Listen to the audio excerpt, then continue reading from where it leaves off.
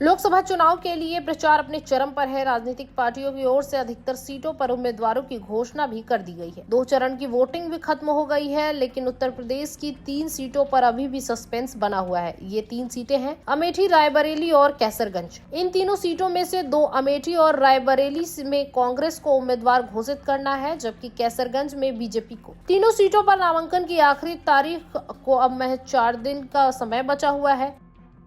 इससे पहले बात अमेठी और रायबरेली की कर लेते हैं। अमेठी को लेकर चर्चा है कि कांग्रेस यहां से राहुल गांधी को मैदान में उतार सकती है, लेकिन माना जा रहा है कि वो यहां से चुनाव लड़ने को तैयार नहीं है, क्योंकि अगर वो वायनाड और अमेठी दोनों जगह से चुनाव जीत जाते हैं तो उन्हें एक सीट हर हाल में छोड़नी पड़ेगी। ऐसे में वो जहां भी सीट छोड़ेंगे वहां की पार्टी, कार्यकर्ताओं और वोटरों में गलत संदेश जाएगा। राहुल के चुनाव को लेकर फैसला गांधी परिवार को ही करना है।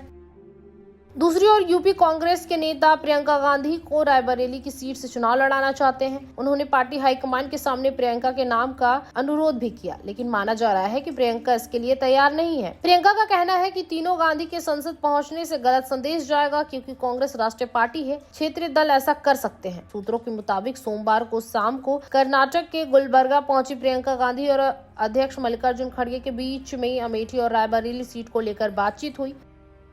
माना जा रहा है कि आज रात या फिर कल सुबह राहुल गांधी के भिंड प्रचार के लिए जाने से पहले दोनों सीटों पर उम्मीदवारी को लेकर फैसला हो सकता है। संभव है कि पार्टी कल इसकी घोषणा भी कर देगी। वहीं कैसरगंज सीट को लेकर बीजेपी अभी तक उम्मीदवार तय नहीं कर पाई है। कैसरगंज से बीजेपी नेता बृजभूषण शरण सिंह सांसद है। बृजभूषण कई बार इस सीट से सांसद है, फिर भी बीजेपी को उम्मीदवार घोषित करने में समय लग रहा है। हालांकि बृजभूषण धुआंधार चुनाव प्रचार में लगे हुए हैं। हाल फिलहाल में उनका बयान भी सामने आया, जिसमें उन्होंने कहा कि कैसरगंज टिकट के लिए वो एक दावेदार है। हालांकि उन्होंने साथ में ये भी कहा कि कैसरगंज में बीजेपी से भी जो लड़ेगा बम्पर वोटों से जीत हासिल करेगा। कैसरगंज को लेकर ये चर्चा चल रही है कि बीजेपी बृजभूषण शरण सिंह की जगह उनके परिवार के किसी एक सदस्य को टिकट दे सकती है। हालांकि इस संबंध में ना तो पार्टी की ओर से कोई बयान सामने आया और ना ही बृजभूषण सिंह ने कुछ कहा। बृजभूषण शरण सिंह पर महिला पहलवानी की यौन शोषण का आरोप है। हालांकि इस मामले में दिल्ली पुलिस अपनी जाँच में बीजेपी सांसद को क्लीन चिट दे चुकी है।